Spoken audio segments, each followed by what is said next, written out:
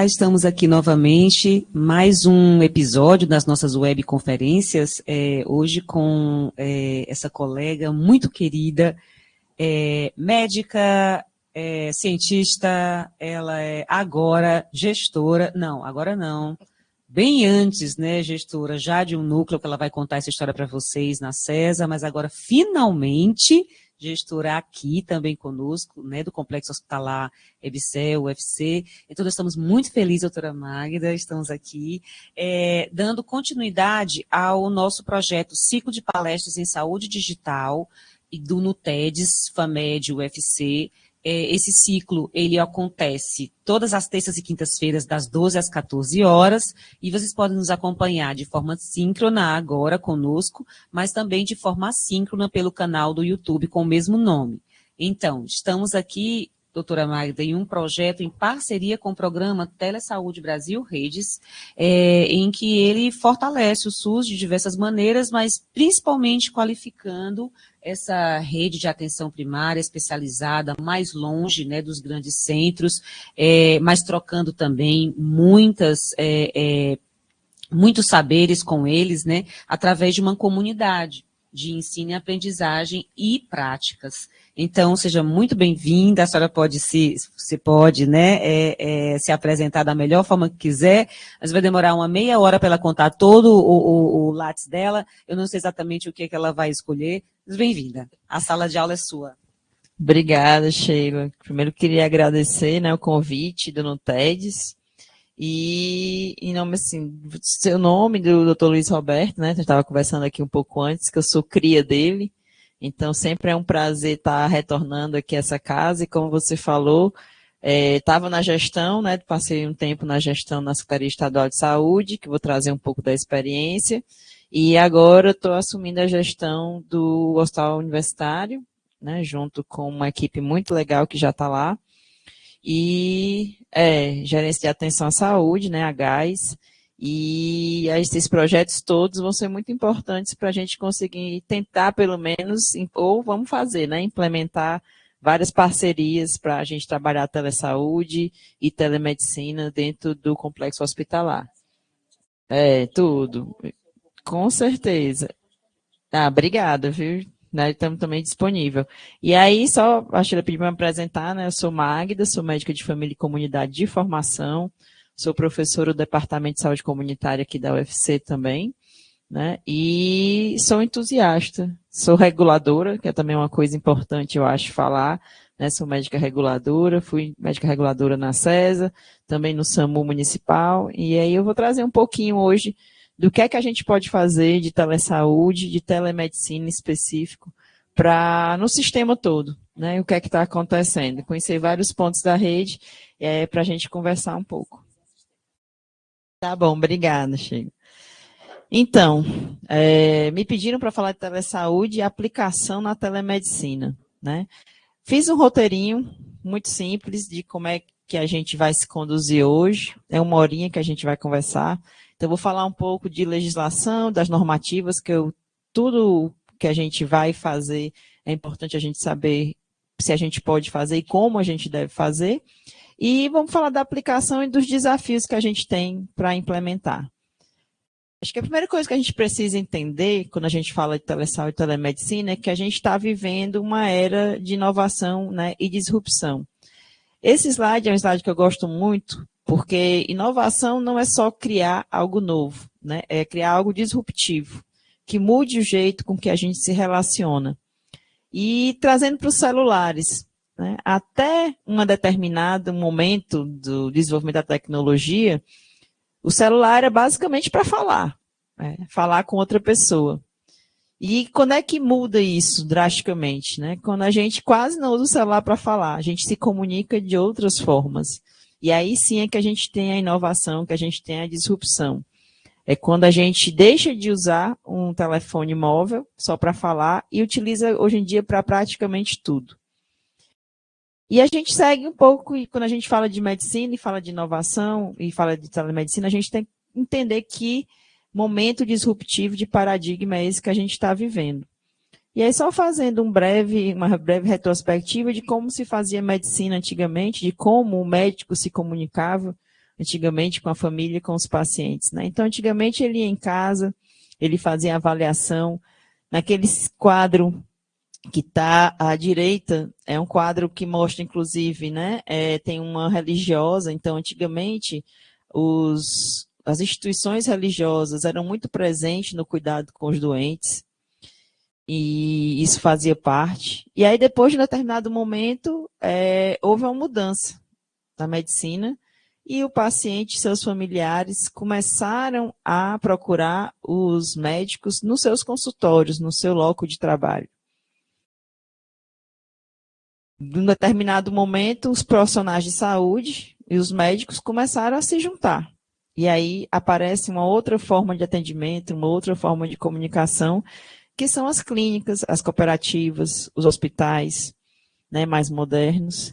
E agora, e aí não é mais futuro, é uma coisa importante da gente entender que a gente não está falando de uma previsão, a gente está falando do que está acontecendo nesse momento no Brasil e no mundo, que é o paciente e o médico à distância se comunicando.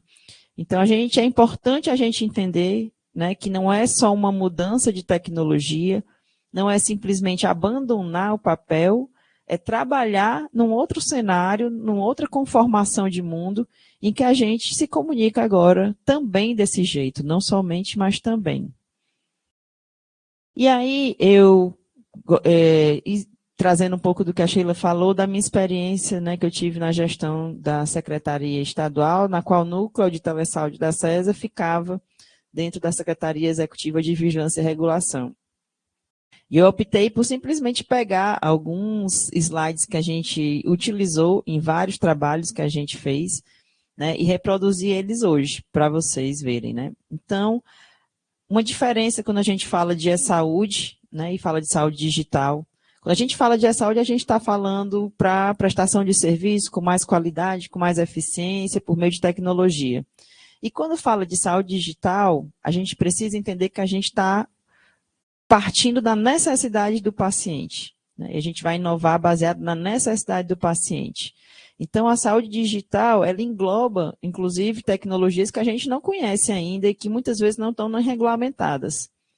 A estrutura, né, de regulamentação, de normativas que a gente teve, todo mundo sabe que aconteceu muito por conta da pandemia de Covid.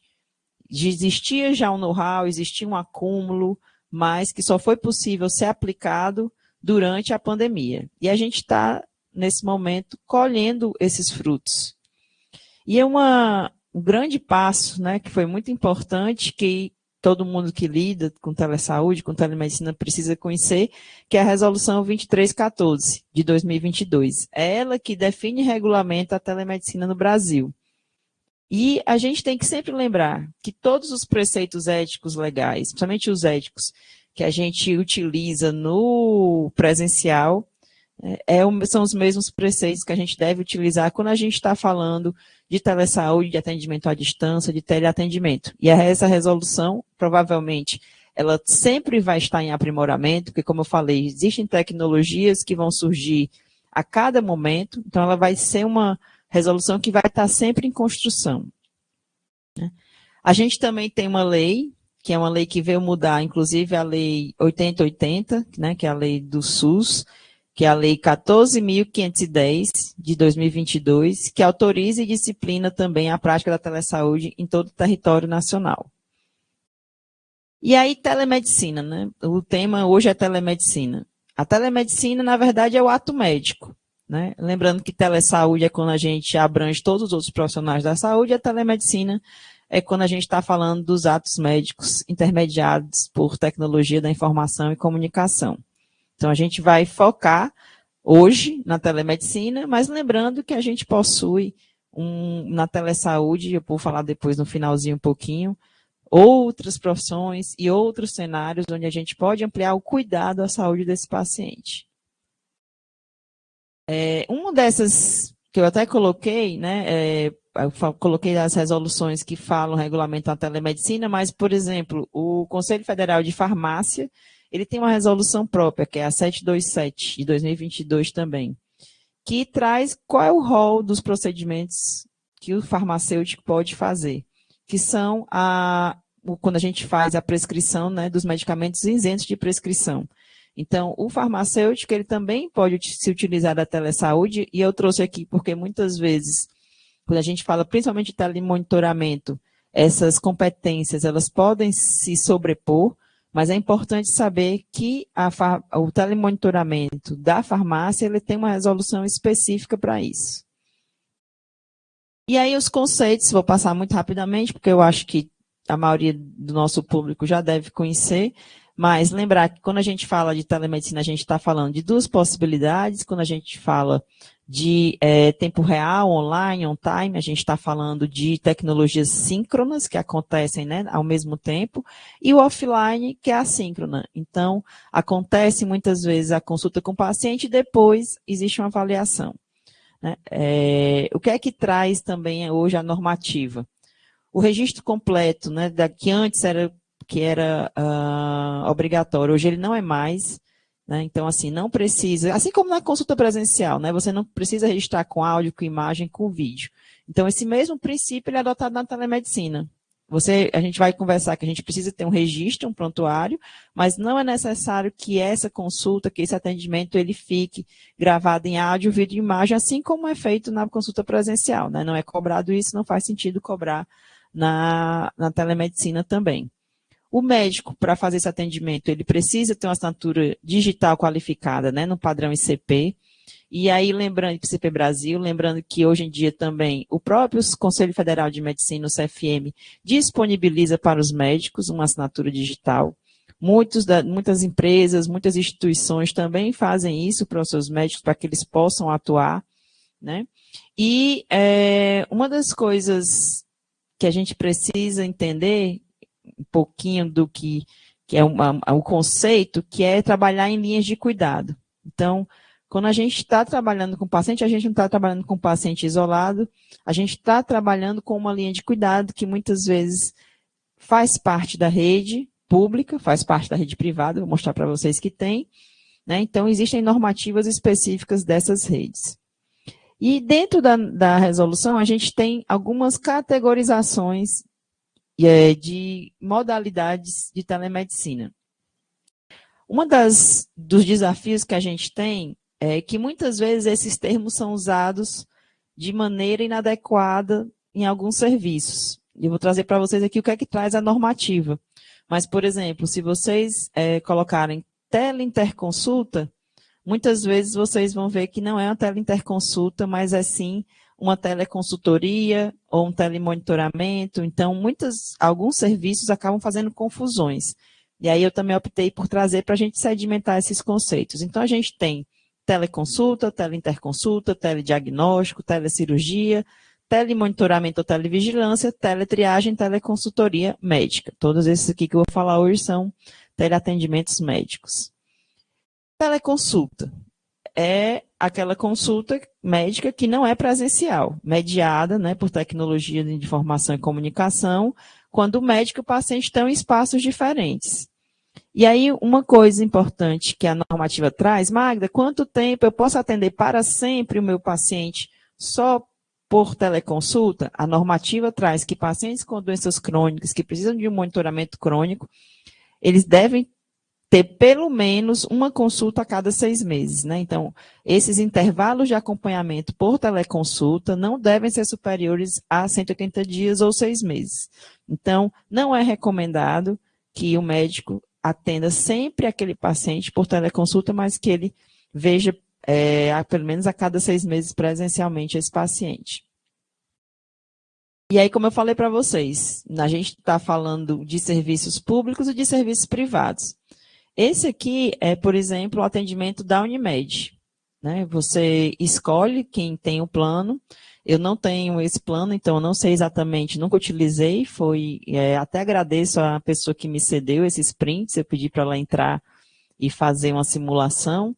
Então, quando ela entra com o CPF, com a senha, existe a possibilidade dela ser atendida no pronto atendimento, uma teleconsulta agendada e tem um histórico de consultas dela, né? Na outra tela a gente vê a questão dos exames, das autorizações, todas as consultas virtuais. Quando ela opta pelo pronto atendimento, né, virtual, e aí explica-se dentro do aplicativo o que é um pronto atendimento virtual, então que vai ser realizada uma chamada de vídeo, existe a prescrição sem exame, né, com possibilidade de prescrição de tratamento, solicitação de exame, atestado, declaração, e que vai ser validado por assinatura digital. Se o profissional perceber a necessidade de avaliação presencial, ele orienta e o paciente concorda com isso. Mais uma vez, ele é perguntado se deseja continuar, e na outra tela ele diz o tempo médio de espera para o atendimento. Então, nesse caso aí, quando ela optou por continuar, o aplicativo informou que ela tinha o tempo médio de espera era de 18 minutos, né? Vai caminhando e coloca que o atendimento vai iniciar em breve, coloca qual é a posição dela e o número de atendimento. Lá em cima, vocês podem ver os cards laranjas, né? O próprio paciente, vocês veem que tem um chequezinho. O próprio paciente coloca quais são, eu optei por não colocar para preservar a privacidade, né, da paciente, o sigilo, então as comorbidades, quais são, e os sintomas. Quem coloca é auto-aplicativo, então o paciente mesmo coloca quais são as suas comorbidades, seus sintomas, e quando ele vai para o consultório, né, o médico já tem acesso a isso na plataforma do outro lado. Tá? E aí, esses aplicativos, essas ferramentas, elas sempre trazem uma outra dúvida, né? Posso atender meu paciente utilizando o WhatsApp? E aí tem um parecer do CFM, que é o parecer 14, que já é bem mais antigo, antes inclusive da pandemia, né? Que orienta o quê? Que o WhatsApp ele pode ser usado para orientação e interação entre os médicos e atividades complementares do médico do paciente, mas não se caracteriza um ato médico completo. Né? E aí se recomenda que, caso o médico use o WhatsApp, que ele use para orientações breves e complementares, que ele coloque no seu status qual é a finalidade daquele canal, né? Se não é sendo o ideal é que não seja um WhatsApp privado, mas um WhatsApp comercial, o horário, e que, em caso de urgência e emergência, o paciente se dirija a um pronto-socorro ou um pronto-atendimento. A interconsulta, que é aquilo que eu falei para vocês. Muitas vezes, a gente vê a denominação errada no serviço. A interconsulta, ela é a troca de informação e opinião entre médicos. Eu tenho um médico e um outro médico trocando informações sobre um paciente, com ou sem a presença do paciente, para que seja determinado um plano terapêutico, né, seja ele clínico ou cirúrgico. Muitas vezes, a gente vê o nome teleconsulta ou teleinterconsulta sendo utilizado, porém, é uma teleconsulta, é um médico com paciente, mas só para lembrar que quando a gente fala interconsulta, a gente precisa estar falando de dois médicos trocando informações sobre um paciente. Essa foto é uma foto de uma teleinterconsulta, lá na Secretaria Estadual de Saúde do Ceará, na CESA, né, de um paciente que tinha uma doença exantemática. A teleinterconsulta, também, esse aqui é já usando também na CESA, usando no ambiente hospitalar. Na CESA, a gente incorporou o intérprete de Libras, que fazia essa mediação. Então, vocês veem a médica do lado esquerdo, a paciente é uma paciente surda, e tinha um médico, quem bateu a foto, e tinha a intérprete de Libras fazendo essa triangulação.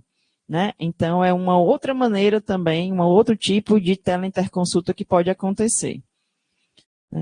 Como eu falei para vocês, a Sheila também me apresentou antes, a gente fez essa implantação dentro do núcleo de regulação, né, do central de regulação da CESA, e aí uma coisa importante é saber que, ao mesmo tempo que você faz a assistência ao paciente através da telemedicina, a gente também faz a educação permanente. Então, quando a gente envolve telemedicina, envolve centrais de regulação, envolve assistência, a gente acaba criando uma rede de ensino-aprendizagem sistêmica e fluida. E aí, lá na CES, a gente conseguiu fazer isso, né, dando apoio. Ao mesmo tempo em que a gente regulava o paciente para atenção especializada, a gente fazia o apoio à atenção primária com esses especialistas.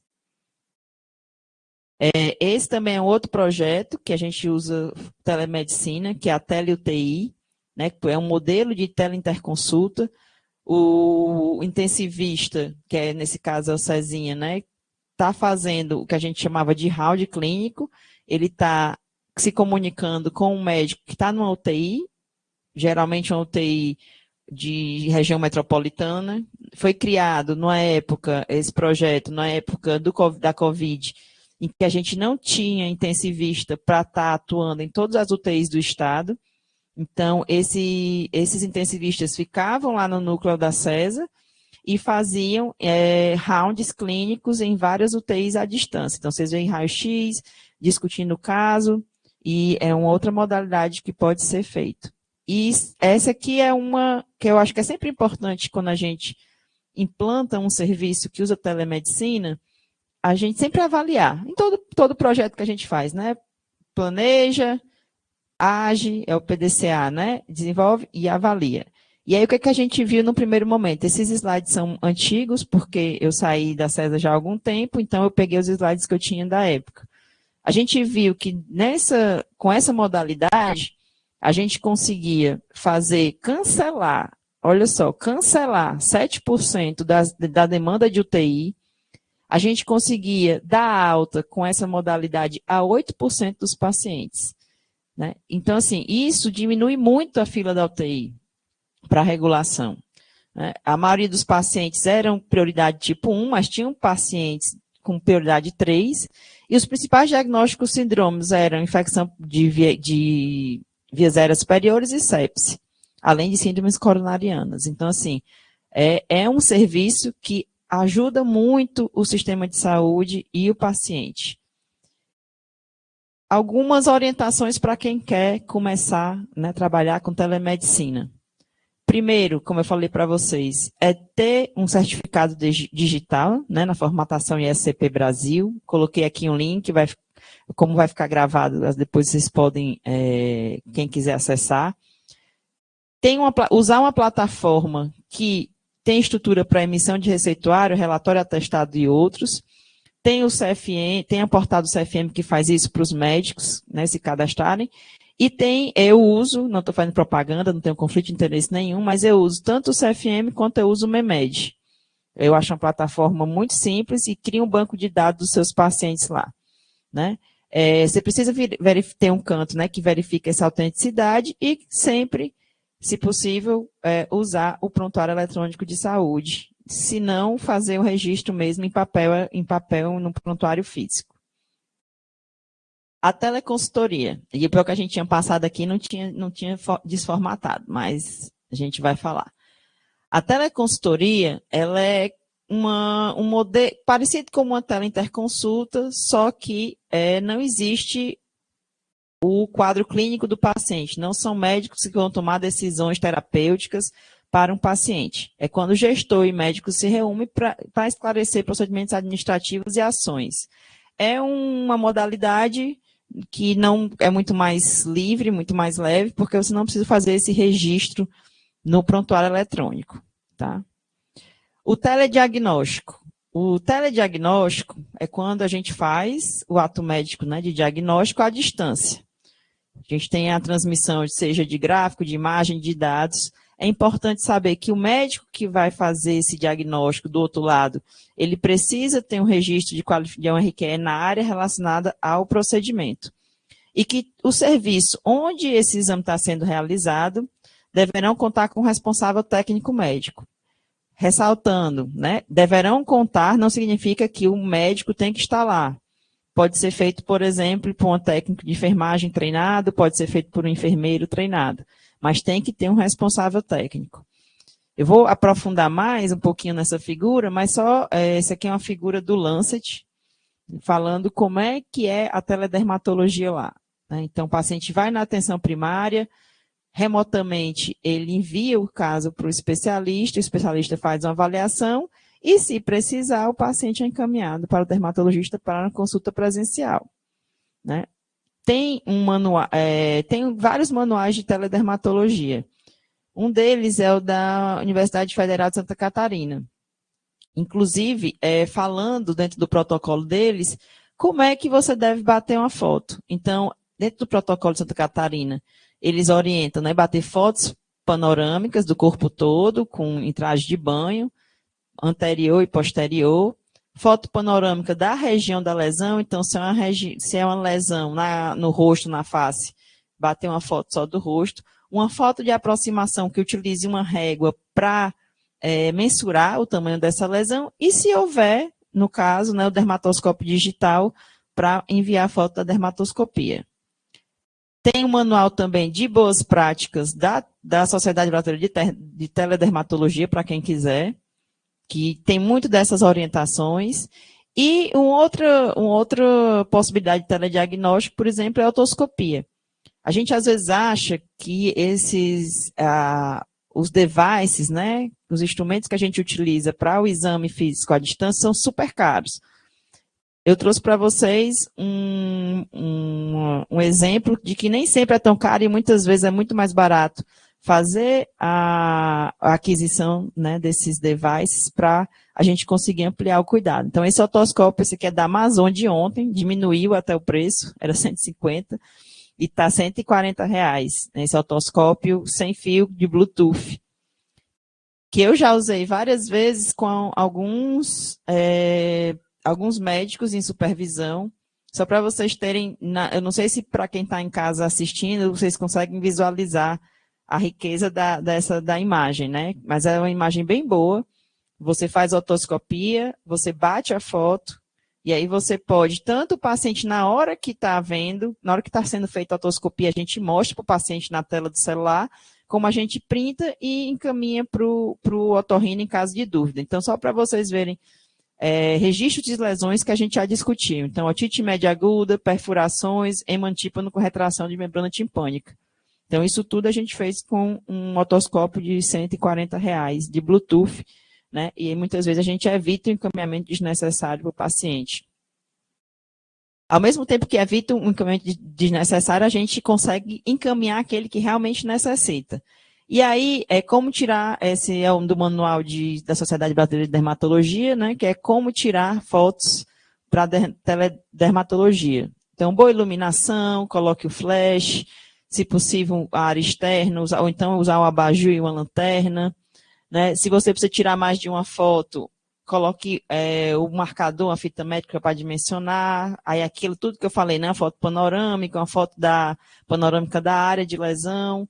Essa é uma instrução que é interessante para quem não tem costume de mexer com foto, né? O médico precisa ter uma foto que esteja com foco e não borrada. Então, usar o focus automático, o autofocus, né? Que aí você tem que esperar um pouquinho o aparelho, né? Você coloca o foco em cima da lesão, nem muito perto, porque senão fica desfocada, e aí você vai ajustando para que ela venha o mais nítida possível para o médico. E aí, o modelo de como eles fazem em Santa Catarina, em relação a teledermato.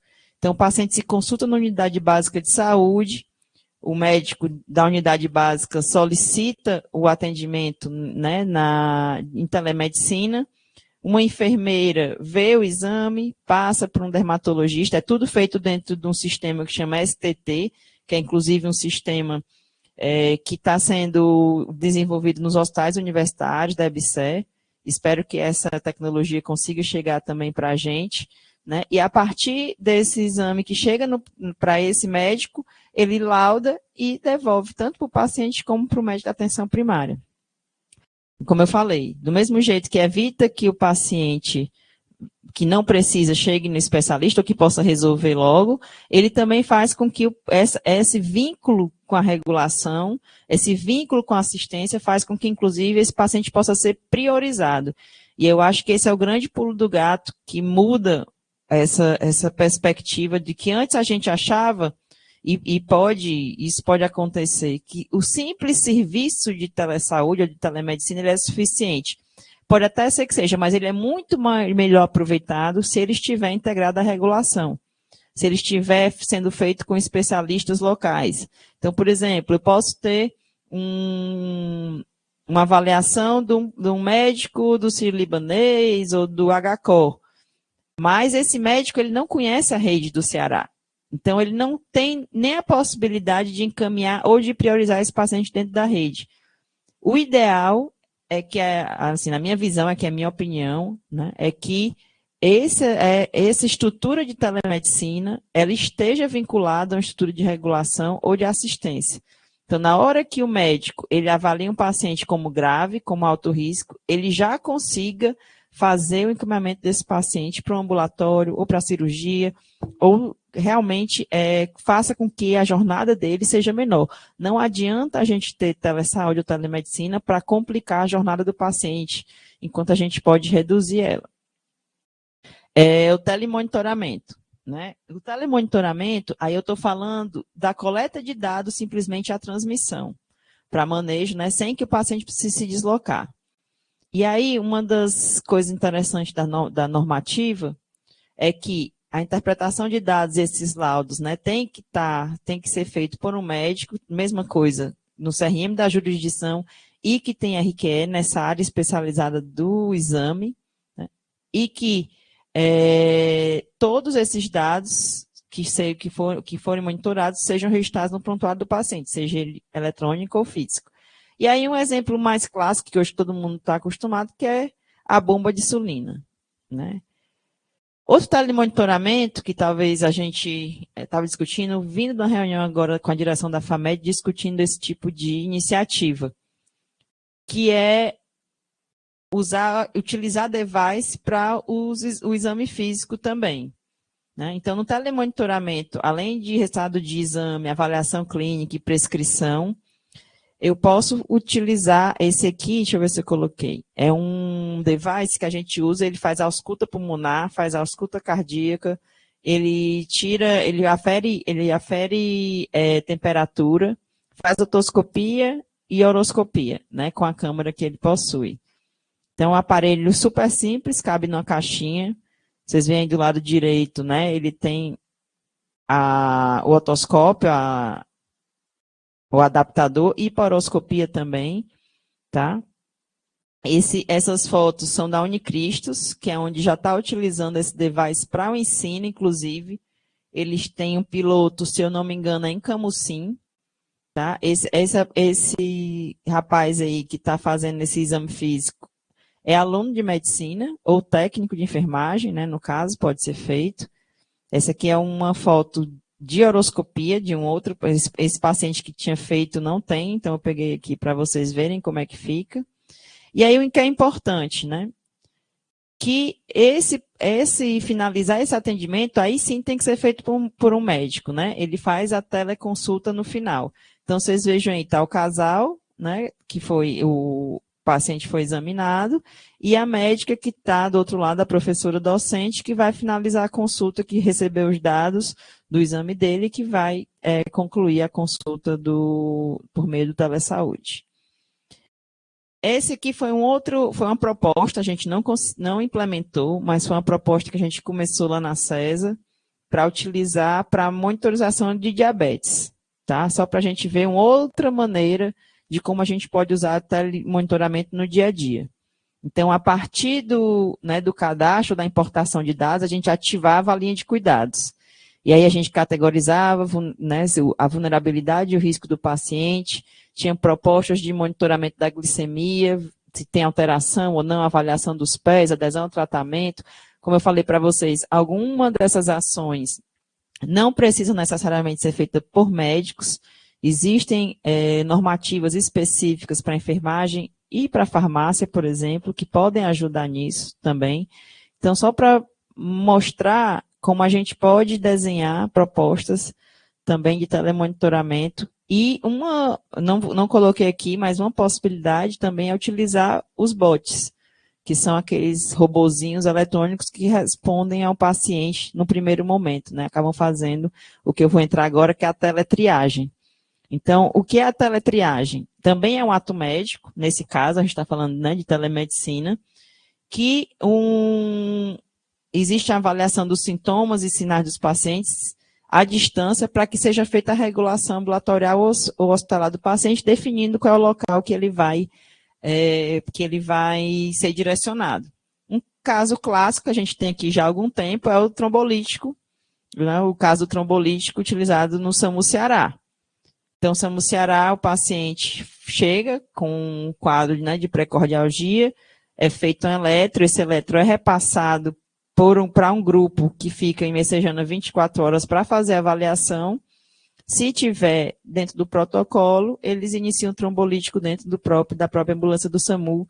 E isso, no caso do SAMU Ceará, ganha tempo até ele chegar a um local onde ele tenha os melhores cuidados. É diferente de Fortaleza, né? Fortaleza, por que Fortaleza não optou estar nesse processo? Porque ele consegue ter um tempo-resposta adequado para chegar em Messejana. No caso do SAMU Ceará, com as distâncias maiores, a gente faz essa avaliação por telemonitoramento. E aí, mostrando os números, né, a gente tinha de 284 os pacientes beneficiados com trombolítica. Em 284 em 2020, chegamos em 2022 com 387.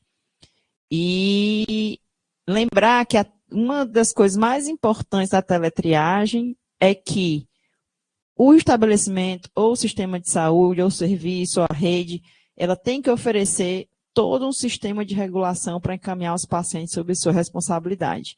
Não é só triar e deixar o paciente solto, né? Então, é triar e encaminhar o paciente para a sua resolução. Esse aqui é o último boletim de agosto de 2023, do grupo do trombolítico, né, mostrando a evolução mensal dos números da regulação. Então, a coluna azul, o que foi em vaga zero, o que é em laranja, o que foi via central de regulação de leitos e o total. Então, veja que a maior parte ainda vai via central de regulação de leitos, né? Uma parte menor vai em vaga zero, mas que são os pacientes mais beneficiados, porque recebem já na ambulância um medicamento para abrir a coronária, né? Vantagens da gente usar a telemedicina. Uma boa resolutividade, a gente tem vários estudos mostrando alta concordância do que é feito, né, dentro dos serviços de telemedicina, comparados com o modo presencial. Uma das coisas que mais reflete é a satisfação do paciente, né, a facilidade com que os pacientes conseguem acessar os especialistas, principalmente, não só, coloquei aqui em áreas remotas ou com isolamento social, mas não só. A gente sabe que hoje em dia existe um dimensionamento inadequado de muitos especialistas, então mesmo nas capitais, mesmo na região metropolitana, facilita o acesso do paciente aos especialistas, né? Tem a redução do deslocamento, a gente fez um piloto no HGF com a Neuro, com os pacientes com demência. E foi muito interessante, porque os médicos da HGF ofereciam para o paciente a possibilidade de teleconsulta e muitos deles aceitavam, para não ter que se deslocar, né? A gente tem que lembrar que deslocamento é custo não só para o paciente, mas também para o serviço público. E muitas vezes, quando o paciente se desloca com o carro, né, com a van, com o transporte sanitário do município, é um custo de gasolina, de motorista, mas é um custo social. Às vezes tem que sair 3 horas da manhã, passa o dia em condições inadequadas. Então, quando o paciente é idoso com demência, isso dificulta muito a vida dos familiares e dos cuidadores. Então, essa redução de deslocamento é muito importante para os pacientes, né? Diminui as visitas emergenciais, então diminui o filo do pronto-socorro, reduz o tempo de regulação, eu vou mostrar isso para vocês, e de agendamento, porque, como eu disse para vocês, qualifica a fila da gente. E aí, quando qualifica, tem um princípio do SUS que é a equidade, que é muito bonito de falar, mas muito difícil de aplicar e fazer. E quando a gente usa essa qualificação da fila, ou a telemedicina para qualificar a fila, a gente consegue fazer isso, que é o que eu falei para vocês. Eu vejo o paciente que precisa mais e consigo priorizar ele. E aquele paciente que não é priorizado, ele não é simplesmente deixado de lado. É preciso dar uma resposta para ele também. Então, o feedback, quando o paciente é regulado de baixo risco, o especialista também oferece o feedback que qualifica a atenção primária e que faz com que o paciente também se sinta acolhido e seguro. Ele simplesmente não é descartado de uma fila, ele é qualificado, tá? O benefício para os gestores, redução de custos, né? Como eu falei para vocês, não só em relação ao deslocamento, mas em relação ao acesso aos especialistas. Ao invés de eu contratar um especialista, um intensivista para cada UTI, né, no Ceará, até porque a gente não tem ainda o dimensionamento, não significa que vão se substituir mas a gente precisa de planejamento de recursos humanos a curto, a médio e longo prazo. O problema atual é que a gente tem pouco recurso, então a gente vai trabalhar nesse problema atual. Obviamente, pensando, objetivando, formar mais especialistas a longo prazo. Mas enquanto isso não acontece, a gente precisa ter uma avaliação e um programa emergencial que não deixe o paciente sofrer, né? Então, a gente tem redução de custo, otimização desses agendamentos, ao mesmo tempo que a gente faz a educação continuada. Então, aquele médico da atenção primária que mandou uma vez uma lombalgia mecânica para fazer uma ressonância, teve seu pedido avaliado como baixo risco, teve um feedback qualificado.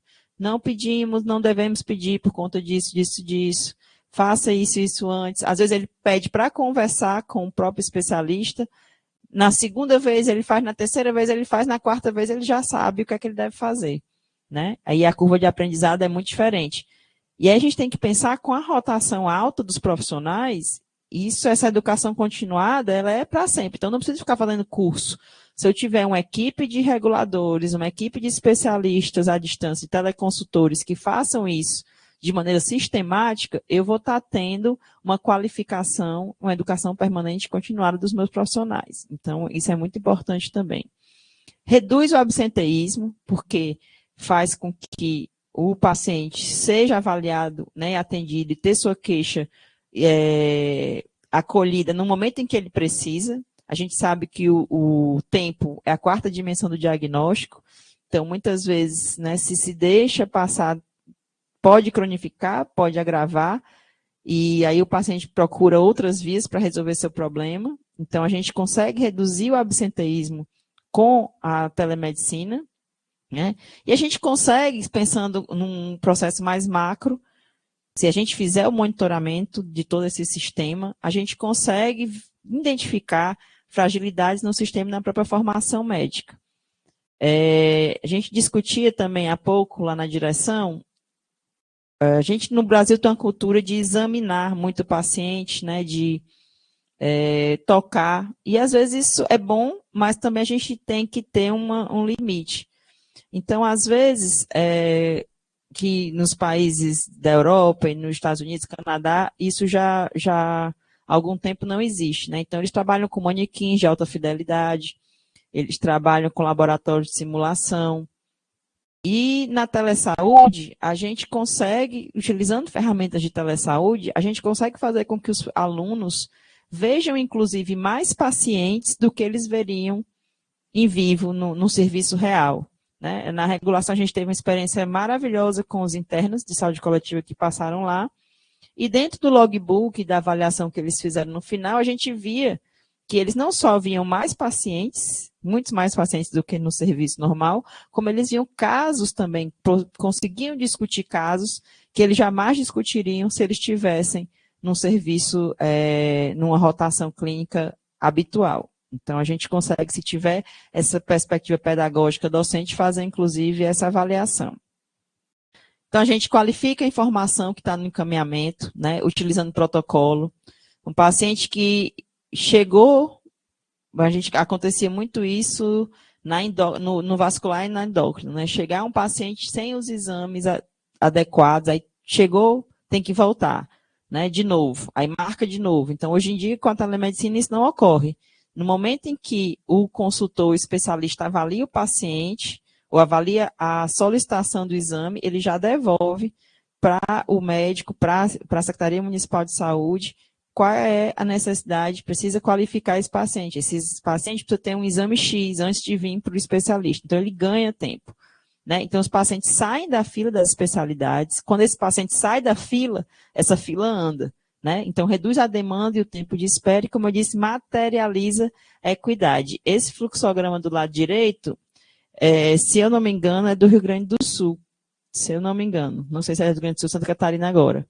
Que é mostrando como é que funciona, né, a regulação que liga a unidade básica de saúde ao especialista. E é aquilo que eu falei para vocês, que eu acho que é o grande pulo do gato e o grande aprendizado que a gente teve nesses anos de telesaúde.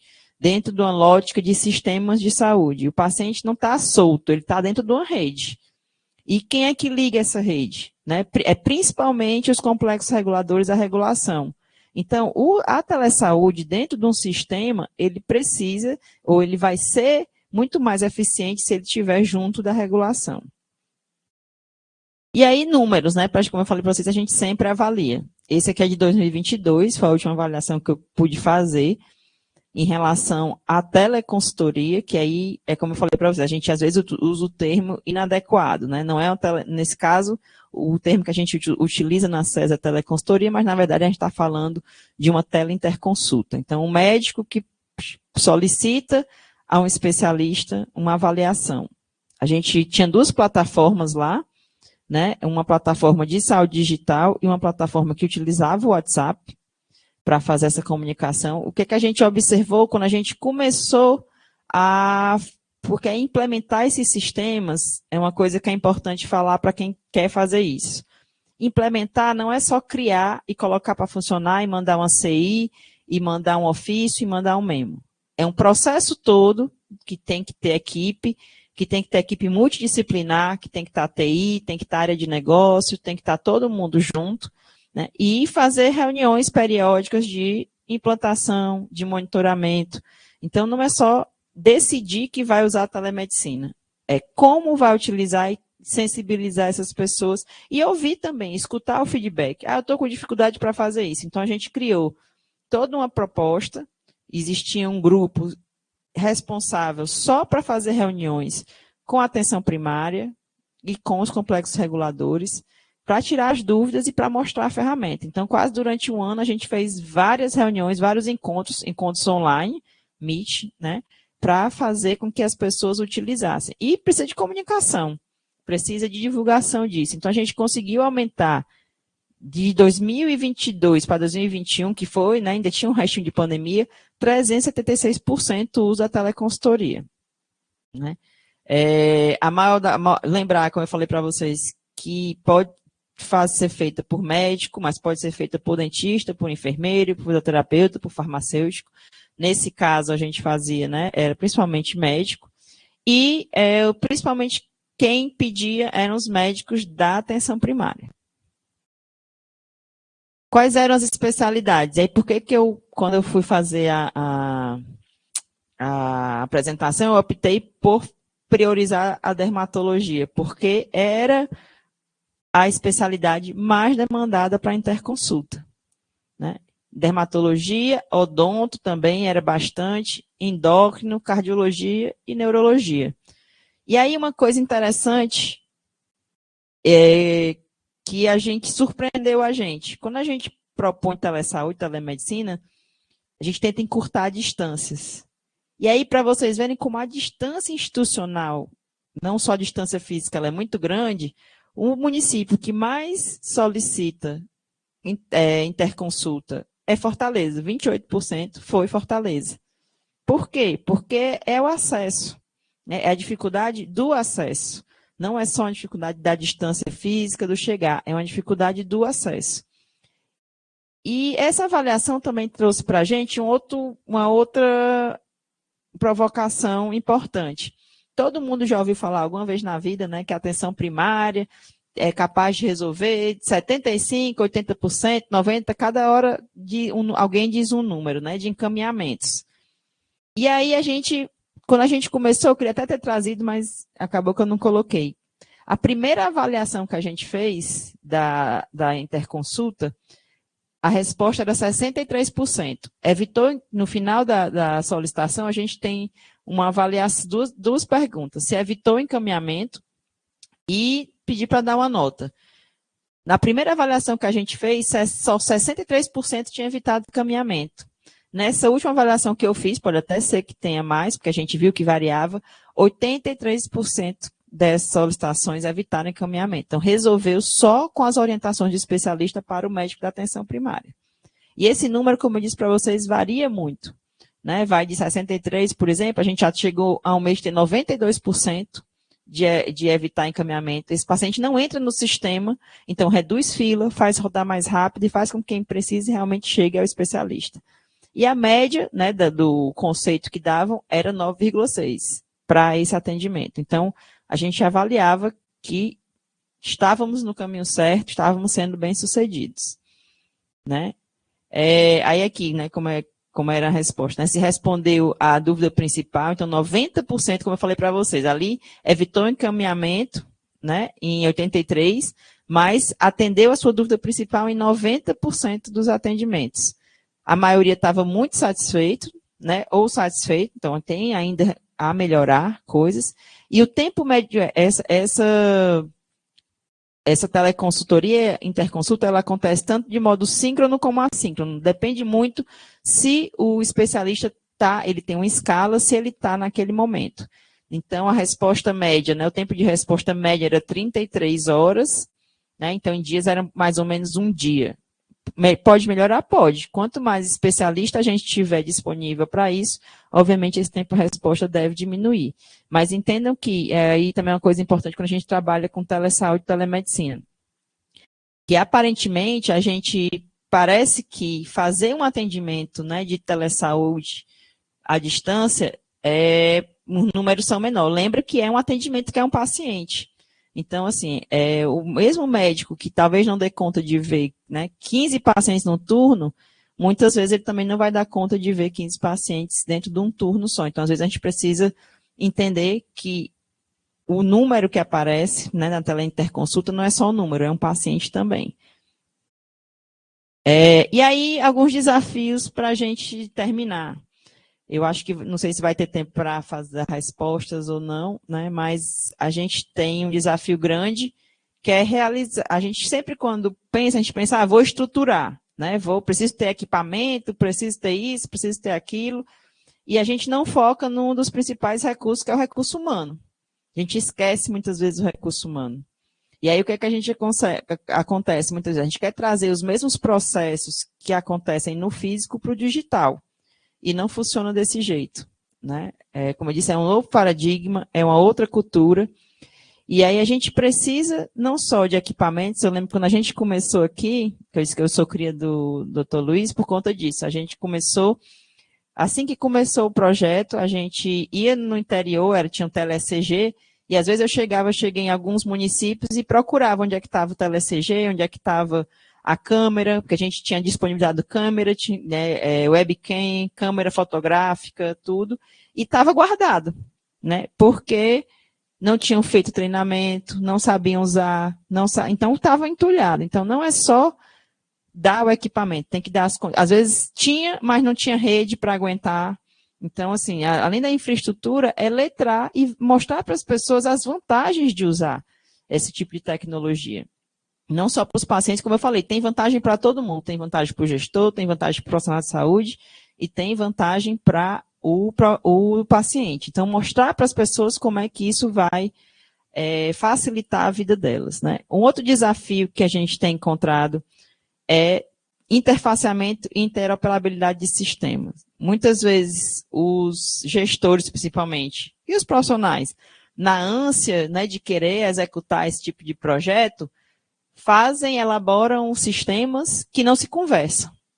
E aí é um problema, porque precisa ter uma equipe de desenvolvimento para que faça essa interface. Então, pensar nisso antes de adquirir um sistema, né, com que outros sistemas ele conversa, né, qual é o custo disso, é muito importante para a gente ter um serviço de telemedicina de qualidade. E um outro item que eu não coloquei aqui, mas eu fiquei de falar, que é a segurança. Né? É a segurança no sentido de que a gente tem uma cultura, a gente está conversando e a gente manda uma conversa, né? Manda uma foto. Esse tipo de comportamento, ele não é profissional. Então, a gente deixar de lado esse comportamento mais informal para ter um comportamento mais profissional quando a gente está usando telesaúde e telemedicina. É uma mudança de cultura, tudo isso, né? Que eu acho que a gente está caminhando para chegar, né? Como eu disse, a gente sempre vai ter mais desafios, vai ter mais problemas, mas que a gente tenha mais soluções também. E eu vejo a telemedicina, a telesaúde hoje em dia como mais solução do que como problema e desafio. Acho que está todo mundo hoje em dia entendendo a importância desse tipo de atividade e querendo aprimorar. né? Então, lembrar que todos os preceitos éticos da relação médico-paciente presencial, eles também vão para a telemedicina. E eu acho que era isso, Sheila. Não sei como é que é a programação, se tem perguntas, se tem debate, como é que vocês querem fazer. Agradecer mais uma vez a disponibilidade. Vai escapar, não. Gente, quando ela chegou, que estava no meio do Covid, o Covid complicando as nossas vidas, ela tinha que fazer rodar um sistema que a gente não sabia, que era o Telecovid, e que depois ela realmente pegou esse case de sucesso que foi o Ceará, e aí ela chamou, né, as 25 especialidades, né, que eram gargalo aqui no estado, né, que assim fazia verdadeiros abismos, né, sociais, de acompanhamento, de telerregulação, enfim, e ela conseguiu montar essa equipe maravilhosa já, com toda a experiência, a expertise que ela teve na marra, junto com outras pessoas também vieram, né? Mas isso saltou os olhos até do Rio Grande do Sul. Conta essa história para nós, Magda, que eu acho que foi a última como é a aventura que você teve lá, né? Que você recebeu essa equipe, eu acho que era do Sul, da OPAS. Pronto, então, gente, ela vai contar bem rapidinho essa história aqui pra gente, porque, assim, saltou aos olhos, chamou a atenção. Então, assim, todos os estados estavam tentando realmente fazer o melhor de si, mas a gente sabe de tudo o que ela chamou de desafios e ela transformou em oportunidades, enfim, que a telesaúde no Ceará já vinha pelo menos uns 10 anos tentando acontecer. Aqui o professor também a UFC já tinha ido algumas vezes, né? Eu acho que você se lembra dessa história, lá na CESA, tentar as parcerias, mas, enfim, ela aconteceu com um grupo de Minas Gerais, eu acho que foi a história do Telecovid, né, e o sistema rodou bem, e ela trouxe essa experiência para diminuir a iniquidade aqui do acesso. Conta pra gente a história da OPAS aí, bem rapidinho. Não, então, no Covid, a OPAS foi até no final, né, a gente pegou não, a gente tinha que evitar que as pessoas fossem para emergência, né, todas. Então, a gente planejou, e aí é interessante quando você participa do design de um projeto desse, né, do bot, que era o COVID, telecovid. Então, primeiro a gente criou um bot, né, para que ele respondesse automaticamente, e foi empresa de Minas, né? E aí foi muito bem sucedido, porque a gente conseguiu, na época do Covid, a gente conseguiu sempre estar na frente, né? A gente estava protagonizando, assim, as implementações. Mas uma coisa que eu acho importante, Sheila, para falar, é entender um pouco de cultura, né? Assim, quando a gente começou o Telesaúde aqui, eu fiz um projeto meu do FAIME, foi exatamente esse diagnóstico, mostrando que, na época não tinha tablet tanto, né, não tinha isso tudo, que as pessoas usavam mais o telefone do que a internet. Então, é entender qual é a demanda das pessoas, como é que elas se comunicam, como é que elas usam, para que o serviço não fique tão burocrático. E eu acho que foi isso a grande diferencial da gente. Ouvir as pessoas, né, entender quais eram os entraves, o que é que elas pensavam. Acho que um outro desafio que eu não coloquei aqui, e que a gente precisa pensar, é como transformar a acessibilidade das ferramentas digitais. Então, a gente tem um grupo de pacientes ainda que tem dificuldade de alfabetização, de ler, de entender, então, às vezes, a gente precisa usar áudio, né? Então, assim, usar o áudio para esse tipo de paciente é uma ferramenta. A gente precisa... É inclusão. É inclusão. Isso, tem deficiente auditivo, deficiente intelectual, então a gente tem que usar dislexo, a gente tem que também aprimorar, né, dentro dessa proposta de telesaúde dos devices, como é que a inclusão dessas outras pessoas, né, acho que é uma coisa importante. E aí chamou a atenção o que a gente estava fazendo, e um grupo da Organização Pan-Americana de Saúde veio, né, para estudar o nosso caso, que era junto da regulação, né, como eu falei. Eu acho que esse é o grande pulo do gato, é você, falando de sistema público, né, e também sistema privado, mas principalmente o público, é linkar a telesaúde, a telemedicina, a telefarmácia com a regulação, porque é onde chegam todas as informações. Então é uma coisa importante, eu acho. E aí eles vieram, ficaram aqui alguns dias estudando, já saiu uma parte do estudo deles, e vai sair uma outra também, e aí o Ceará participou como uma experiência bem-sucedida.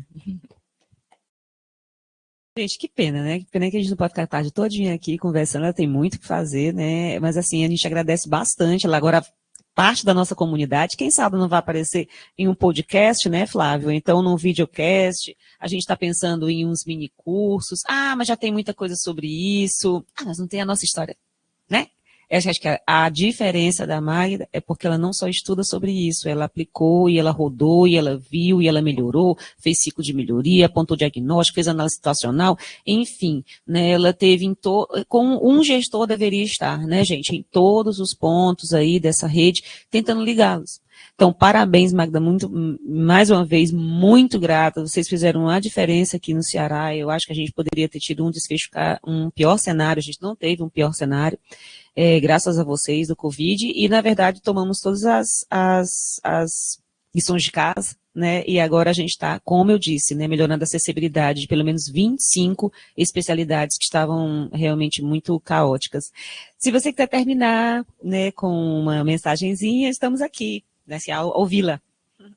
Então, obrigada. Na verdade, é um trabalho, né, em equipe. Então, assim, eu tenho que agradecer sempre a equipe que está comigo. Sempre tenho tido, ainda bem, a sorte, né? A sorte e um pouco de talvez, direcionamento de qualificar essa equipe, né? Então, deles terem comprado a ideia também. Então, é importante se montar um time. E é importante, assim, para que você não desestimule logo você ir atrás dos que a gente chama dos pistaches abertos, né? A gente fala que quando a gente vai comer pistache, é mais fácil você começar para aqueles que já estão abertos. Se você for tentar os fechados, é mais difícil. E aí é um pouco disso, ver quem está já sensibilizado, quem é que já gosta, quem é que já entende, né? E começar por ali. Porque se você vai começar por um local que é mais resistente àquela tecnologia, muitas vezes aquilo dá. Às vezes é o que tem mais problema, mas é o mais resistente. E aí, às vezes, não é legal. Às vezes, quando você começa por aquele que está mais aberto e as pessoas veem, olha lá, funcionou, aquilo ali está legal, quero aquilo lá, então ajuda também, né? E aí é isso, agradecer a minha equipe, não só da CESA, né? Mas também toda a equipe que agora está no HU e que a gente vai começar a trabalhar também para isso. Obrigada. Tchau, tchau, gente. Obrigada por vocês acompanharem.